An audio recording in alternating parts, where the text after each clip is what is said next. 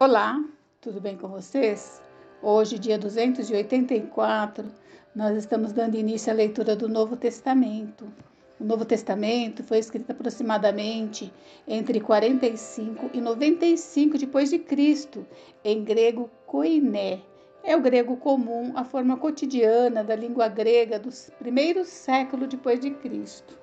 Ele é dividido em 5 partes: os evangelhos, que vai de Mateus até João, a história, que é o livro de Atos dos Apóstolos, as epístolas paulinas, que vai de Romano até Filemon, as epístolas gerais, que vai de Hebreus a Judas, e profecia, que é o livro do Apocalipse. Os evangelhos nos dão 4 narrativas diferentes, mas não conflitantes, do nascimento, vida, ministério, morte e ressurreição de Jesus Cristo. Os evangelhos mostram como Jesus era o Messias prometido do Antigo Testamento e estabelecem as bases para o ensino do resto do Novo Testamento. O livro de Atos registra as obras dos apóstolos de Jesus, os homens que Jesus enviou ao mundo para proclamar o evangelho da salvação. Atos nos fala do início da igreja e do seu rápido crescimento no primeiro século depois de Cristo. As epístolas paulinas, escritas pelo apóstolo Paulo, são cartas para as igrejas específicas que ensinam a doutrina cristã oficial e a prática que deve seguir essa doutrina. As epístolas gerais complementam as epístolas paulinas com ensino e aplicação suplementares. O livro de Apocalipse profetiza os eventos que irão ocorrer no fim dos tempos. O Novo Testamento nos fala da vida e depois morte de Jesus na cruz a nosso favor e qual deve ser a nossa resposta à sua morte. Ele se concentra em ensinar a doutrina cristã sólida e os resultados práticos que devem seguir este ensinamento. Bem, hoje nós leremos o livro de Mateus, capítulo 1 ao 3. O Evangelho de Mateus é conhecido por este nome porque foi escrito pelo apóstolo do mesmo nome. Como um apóstolo, Mateus escreveu esse livro no início do período da igreja, provavelmente por volta de 50 depois de Cristo. Esta foi uma época em que a maioria dos cristãos eram judeus convertidos. Assim, o foco de Mateus na perspectiva judaica neste evangelho é compreensível. O estilo do livro é exatamente o que seria esperado de um homem que já foi um cobrador de impostos. O livro é muito ordenado e conciso. Ao invés de escrever em ordem cronológica, Mateus organiza este evangelho através de 6 discursos. Como cobrador de impostos, Mateus tinha uma habilidade que torna seus escritos ainda mais emocionantes para os cristãos. Esperava-se que os coletores de impostos fossem capazes de escrever em uma espécie de taquigrafia, o que essencialmente significa que Mateus podia gravar as palavras de uma pessoa à medida que falavam, palavra por palavra. Essa capacidade significa que as palavras de Mateus não são apenas inspiradas pelo Espírito Santo, mas devem representar uma transcrição real de alguns dos sermões de Cristo. Por exemplo, o Sermão da Montanha, como é registrado nos capítulos 5 a 7, é quase certamente uma gravação perfeita daquela grande mensagem. Mateus tem a intenção de provar aos judeus que Jesus Cristo é o Messias prometido. Mais do que qualquer outro evangelho, Mateus cita o Antigo Testamento para mostrar como Jesus cumpriu as palavras dos profetas judeus. Mateus cita mais de 60 passagens proféticas do Antigo Testamento, demonstrando como Jesus as cumpriu. Ele começa seu evangelho com a genealogia de Jesus, traçando sua linhagem até Abraão, o progenitor dos judeus, e usa muitas expressões familiares aos judeus. De lá, Mateus cita extensivamente os profetas, muitas vezes utilizando a frase, como foi dito pelo profeta tal. Vários versículos referem-se às profecias do Antigo Testamento acerca do seu nascimento virginal em Belém, seu retorno do Egito após a morte de Herodes, seu ministério aos gentios, suas curas milagrosas do corpo e alma, suas lições na forma de parábolas, sua entrada triunfal em Jerusalém. O Evangelho de Mateus é uma excelente introdução aos ensinamentos fundamentais do cristianismo. Mateus é especialmente útil para a compreensão de como a vida de Cristo foi o cumprimento das profecias do Antigo Testamento. Seus compatriotas judeus eram a audiência a quem se dirigia Mateus. E muitos deles, especialmente os fariseus e saduceus, teimosamente recusaram-se a aceitar Jesus como seu Messias. Apesar de séculos lendo e estudando o Antigo Testamento, seus olhos estavam cegos para a verdade de quem era Jesus. Jesus os repreendeu por seus corações duros e sua recusa em reconhecer aquele por quem supostamente estavam aguardando.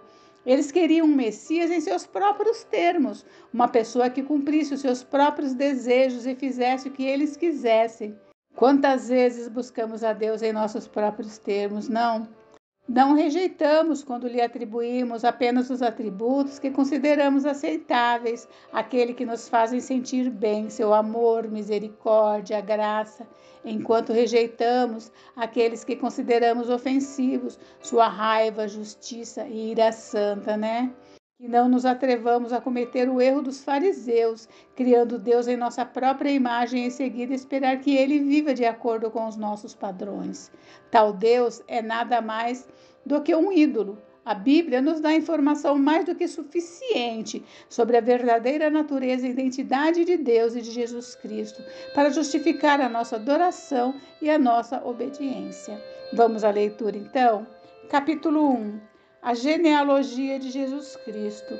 Livro da genealogia de Jesus Cristo, filho de Davi, filho de Abraão.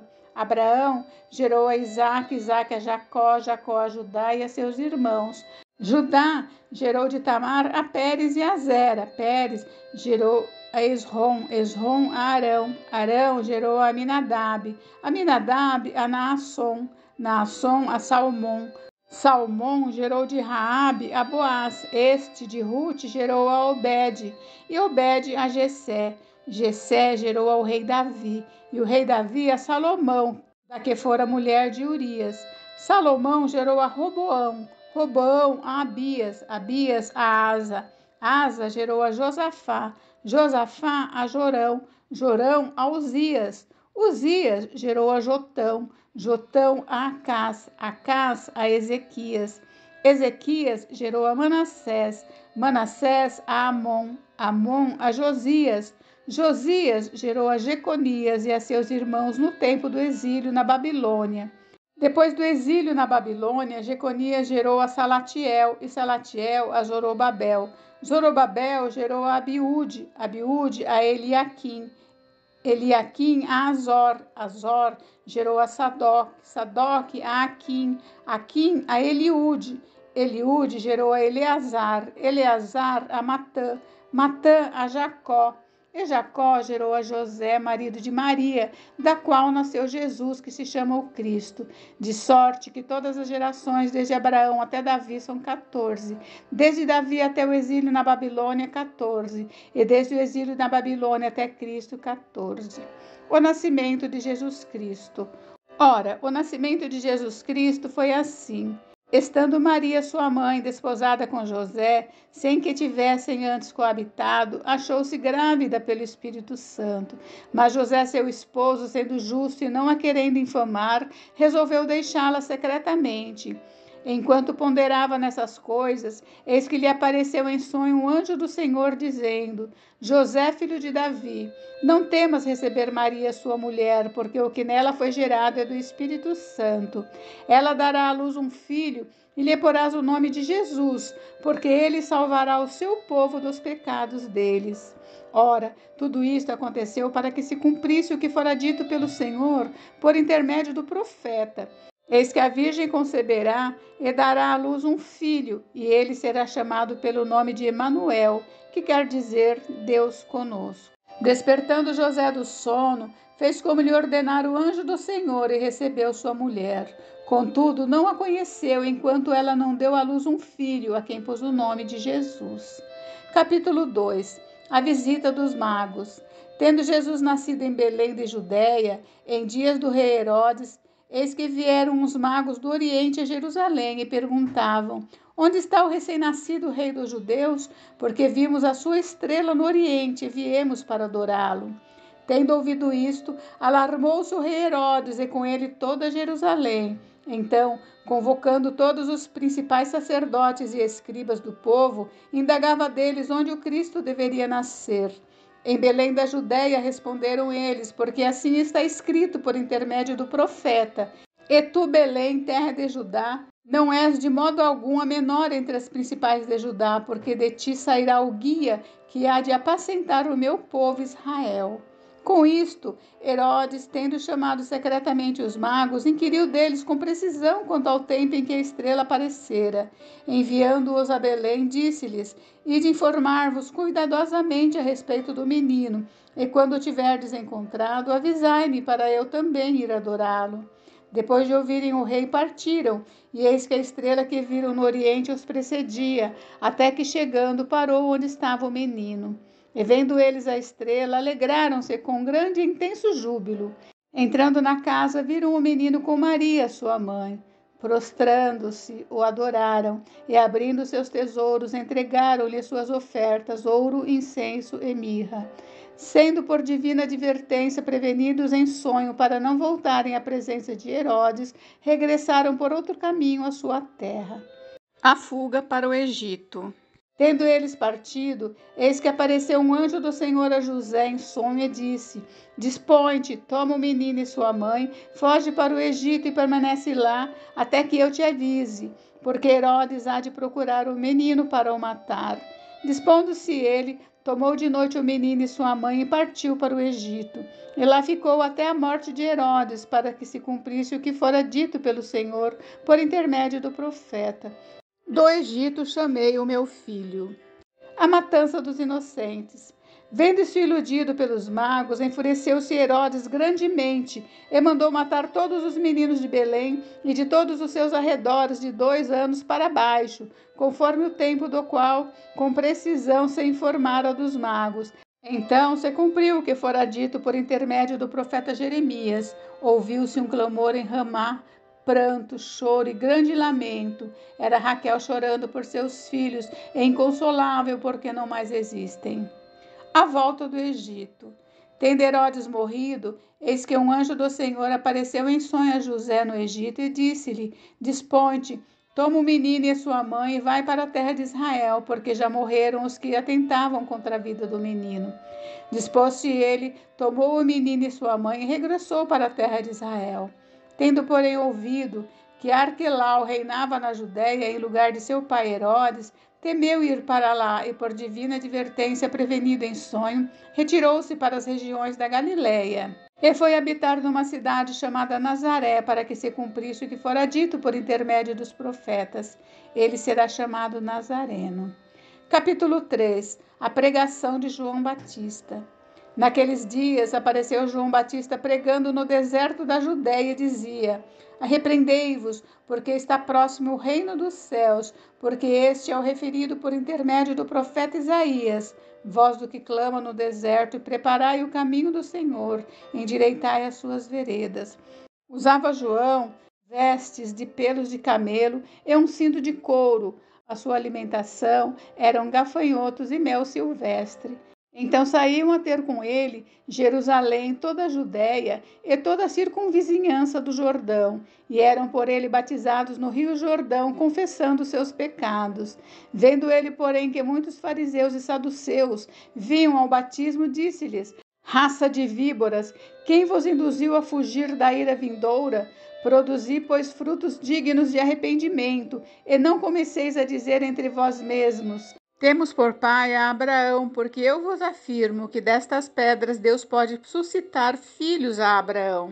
Já está posto o machado à raiz das árvores. Toda árvore, pois, que não produz bom fruto, é cortada e lançada ao fogo. João dá testemunho de Cristo. Eu vos batizo com água para arrependimento, mas aquele que vem depois de mim é mais poderoso do que eu, cujas sandálias não sou digno de levar. Ele vos batizará com o Espírito Santo e com fogo. A sua pá ele a tem na sua mão, ele limpará completamente a sua eira, recolherá o seu trigo no celeiro, mas queimará a palha em fogo inextinguível. O batismo de Jesus. Por esse tempo, dirigiu-se Jesus da Galiléia para o Jordão, a fim de que João o batizasse. Ele, porém, o dissuadia, dizendo: Eu é que preciso ser batizado por ti, e tu vens a mim? Mas Jesus lhe respondeu: Deixa por enquanto, porque assim nos convém cumprir toda a justiça. Então ele o admitiu. Batizado Jesus, saiu logo da água, e eis que lhe abriram os céus, e viu o Espírito de Deus descendo como pomba vindo sobre ele. E eis uma voz dos céus que dizia: Este é o meu filho amado, em quem me comprazo. Gente, encerramos por hoje, mas amanhã tem mais. Fiquem com Deus. Deus abençoe vocês. Até amanhã. Beijos, beijos.